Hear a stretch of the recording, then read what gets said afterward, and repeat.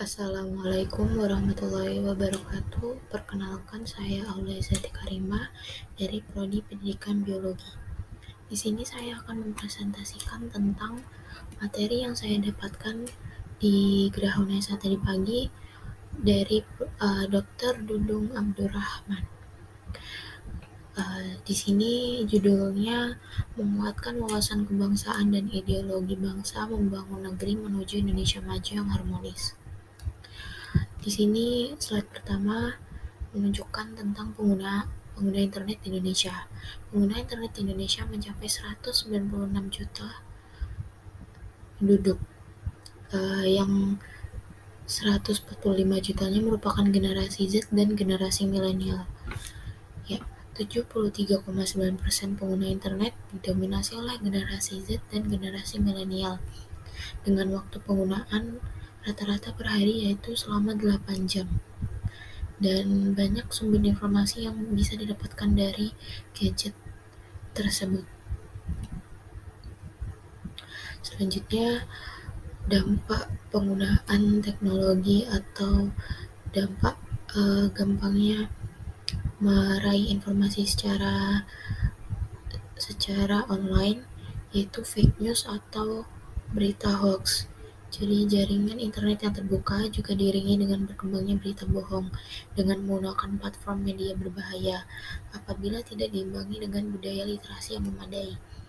Jadi untuk menangkis banyaknya berita hoax, banyaknya berita bohong, yaitu dengan cara membudayakan literasi yang memadai. Jadi kita harus benar-benar bisa memilah mana berita bohong, mana berita yang benar. Selanjutnya, pada akhirnya jika kita dengan mudahnya, dengan cepatnya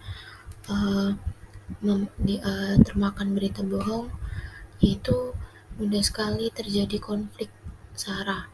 Pluralisme di Indonesia sangat beraneka ragam, baik dari suku, agama, maupun golongan yang sangat rentan apabila tidak dapat dikelola dengan baik.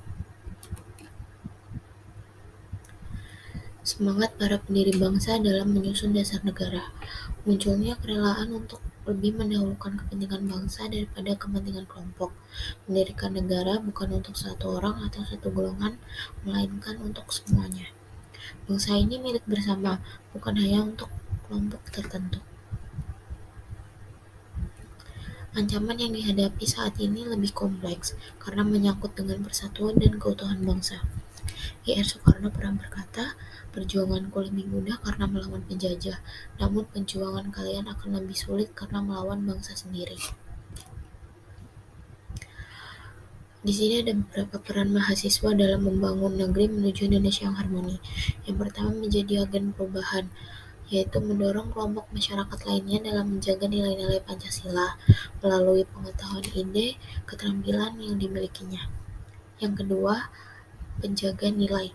Mahasiswa berada di garda terdepan dalam menjaga nilai-nilai yang terkandung dalam Pancasila sebagai pemersatu bangsa. Nomor 3, yaitu ada penerus bangsa. Keutuhan bangsa akan tergantung dari mahasiswa untuk mau menjaga serta mewariskan nilai-nilai yang terkandung dalam Pancasila. Yang keempat, yaitu pengontrol sosial. Memiliki kontrol sosial dalam kehidupan bermasyarakat, berbangsa, dan bermasyarakat. Selanjutnya ada penyebaran agama di Indonesia, yaitu penyebaran agama di Indonesia dilaksanakan dengan proses asimilasi dengan budaya yang ada di Indonesia.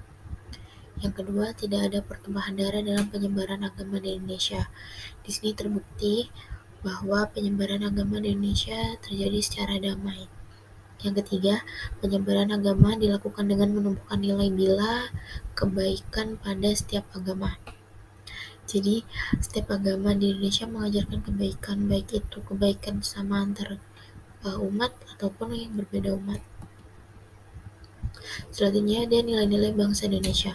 Di sini ada beberapa nilai bangsa Indonesia yang sering terjadi dalam kehidupan sehari-hari, yaitu menghormati perbedaan, mendahulukan kepentingan umum, rela berkorban, pantang menyerah, gotong royong, optimisme dan nasionalisme. Selanjutnya, mahasiswa harus yakin kepada diri sendiri. Ini saya kutip dari PowerPoint-nya Dr. Dudung Abdurrahman, yaitu karena apapun yang ada di depanmu ataupun yang ada di belakangmu dan yang ada di sekelilingmu sekalipun tidak akan berarti apa-apa dibandingkan apa yang ada dalam dirimu. Baik, sekian, terima kasih presentasi dari saya. Mohon maaf apabila ada kesalahan. Mohon dimaklumi. Wassalamualaikum warahmatullahi wabarakatuh.